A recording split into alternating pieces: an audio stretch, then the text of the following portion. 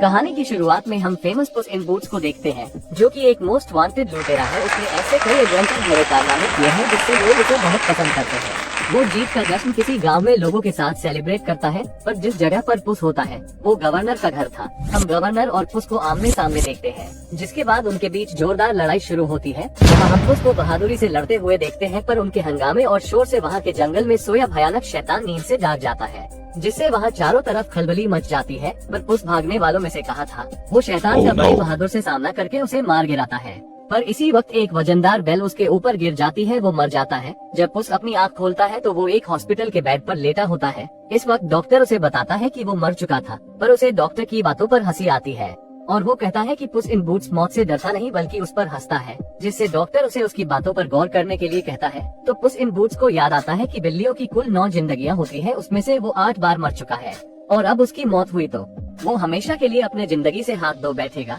पुस इन बूट्स वहाँ से चला जाता है और एक बार में आकर दूध पीता है। इसी वक्त एक वुल्फ हंटर वहाँ आकर उसे अपना पोस्टर दिखाकर आखिरी बार साइन करने के लिए कहता है, लेकिन पुस इन बूट्स और वुल्फ हंटर के बीच लड़ाई शुरू हो जाती है। इसमें पुस उसके सामने ज्यादा देर तक टिक नहीं पाता और घायल होने लगता है। उसके इस हार का कारण और कुछ नहीं, उसके मौत का डर होता है, जिससे पुस वहाँ से भाग जाता है और अब वो उस जगह जाने का फैसला करता है जहाँ पर उस डॉक्टर ने उसे जाने के लिए कहा था।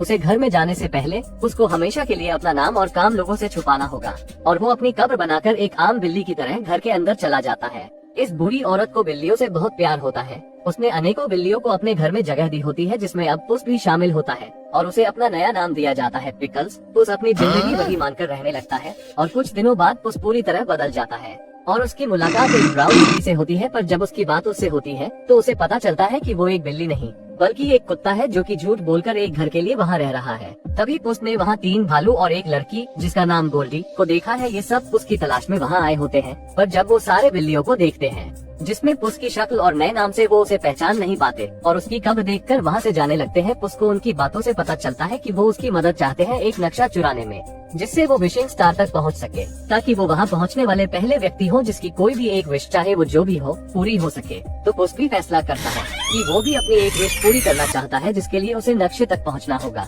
और अब पुस अपने असली भेष के साथ निकल पड़ता है जैक हॉर्नेट के पास, जो कि एक वांटेड है, और उसके साथ साथ उसके पास कई ऐसे जादुई चीजें और हथियार है जो कि किसी को भी आसानी से खत्म कर सकते हैं। पुस जब नक्शे के पास पहुंचता है तो उसके अंदर पहले से ही कोई नक्शे पर कब्जा करके बैठा होता है और वो कोई नहीं, वांटेड किटी सॉफ्ट पॉस होती है। किटी और पुस अच्छे दोस्त हैं, पर किसी वजह से वो एक दूसरे का साथ नहीं देते। इस वक्त गोल्डी भी वहाँ नक्शा चुराने पहुँचती है और अब तीनों नक्शे के लिए आमने सामने होते हैं। पुस इन बूट्स, जैक और गोल्डी गैंग सब एक दूसरे से नक्शा के लिए लड़ने लगते हैं। पुस और किटी नक्शा लेकर वहाँ से भागने लगते हैं कि तभी उन्हें वही डॉग मिलता है जो उसको बूढ़ी औरत के घर पर मिला था और वो उनकी वहाँ से भागने में मदद करता है। पुस और किटी के बीच में नक्शे को लेकर लड़ाई होती है और पुस खजाना गिरने पर उससे जनता के नाम पर कर देता है। पुस और किटी नक्शा खोलते हैं तो उस पर लिखा होता है कि उन्हें सबसे पहले काले जंगल में जाना होगा, जो बहुत खतरनाक और भयानक है। कोई भी वहाँ से आज तक जिंदा नहीं लौटा है। वो सब एक साथ अंदर जाने का फैसला करते हैं और वहाँ पहुंचकर वो देखते हैं कि वहाँ बेहद खूबसूरत गार्डन है। इस चीज का यकीन न होने जैसा था।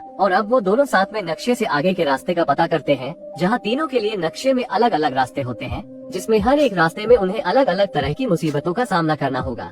पर डॉग का रास्ता किटी और पुस से काफी आसान लगता है, जिससे वो दोनों उस नक्शे को अपने पास रखने के लिए कहते हैं।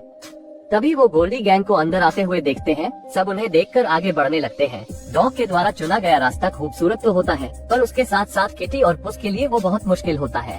किटी के पूछने पर डॉग उसे उसकी कहानी बताना शुरू करता है कि मेरी कहानी बहुत फनी है। उसके परिवार ने उसे एक मोजे में बांधकर पानी में फेंक दिया होता है ताकि वो उनके पास वापस न आ सके, जिससे किटी को बहुत दुख होता है और उसे पता चलता है कि ये फनी नहीं, बहुत दुख भरी कहानी है।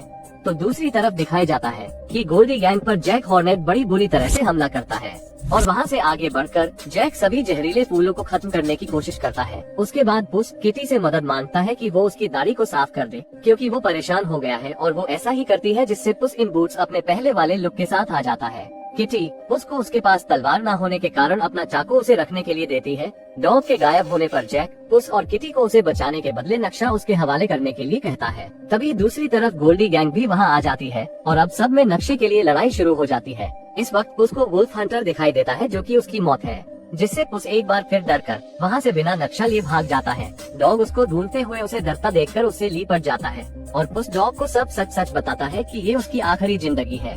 और उसे बहुत डर लग रहा है। वो विशिंग स्टार से अपने लिए नई जिंदगी मांगना चाहता है, जिसे डॉगी पुस को सब किटी को बताने के लिए कहता है ताकि वो समझ सके।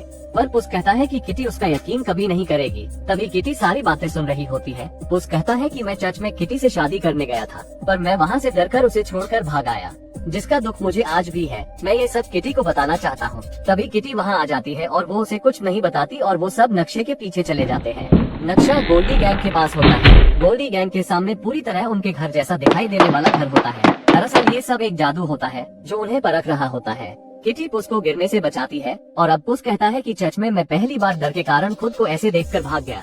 मुझे तुम्हारे साथ ऐसा नहीं करना चाहिए था। तुम वहाँ अकेले मेरा इंतजार करती। जिसमें किटी और पुस एक साथ मिलकर उनका मुकाबला करते हैं। डॉग का उनकी टीम से दूर हो जाने पर किटी उसे बचाने निकलती है और पुस एक जगह फंस जाने से बाहर निकलने की कोशिश करता है। फिर उसका सामना उसकी सारी बीती जिंदगी से होता है, जो उसे बहकाना शुरू करती है। गोल्डी गैंग से डॉग को चुराकर किटी वहाँ से गायब हो जाती है। पुस के सामने एक बार फिर वुल्फ हंटर आ जाता है जो उसे मारने आया था। बाद में पुस वहाँ से नक्शा लेकर भाग जाता है।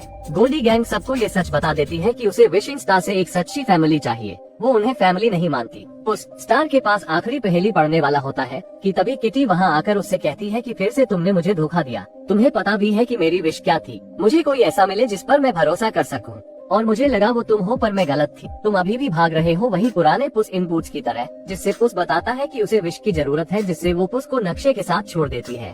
तभी वहाँ सब पहुँच जाते हैं और एक बार फिर जैक, गोल्डी गैंग और पुस आमने सामने होते हैं और लड़ाई शुरू हो जाती है।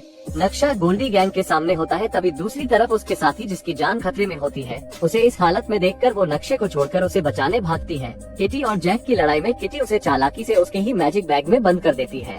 डॉग उसके पास नक्शा लेकर आता है और वो कहता है कि उसके लिए एक जिंदगी काफी है, क्योंकि तुम्हारे और किटी के आने से वो और खास बन चुकी है। तभी पुस अपने सामने अपनी मौत को आते हुए देखता है, जिससे वो डरने लगता है और उसको सारे वो पल याद आते हैं जो कि उसने अपने दोस्तों के साथ बिताए। और अब पुस फैसला करता है कि अब वो इस आखिरी जिंदगी में मौत के डर से भागेगा नहीं। और अब वुल्फ हंटर और पुस के बीच में लड़ाई शुरू होती है और वो दोनों लगातार एक दूसरे पर वार करते हैं। पुस इन बूट्स डरकर बिना डरे वुल्फ का सामना करता है और अब वुल्फ हंटर कहता है कि मैं तो एक घमंडी को मारने आया था, जिसे लगता था कि वो कभी मर नहीं सकता, पर तुमने उसे मार दिया। ऐसा कहकर वो वहाँ से चला जाता है।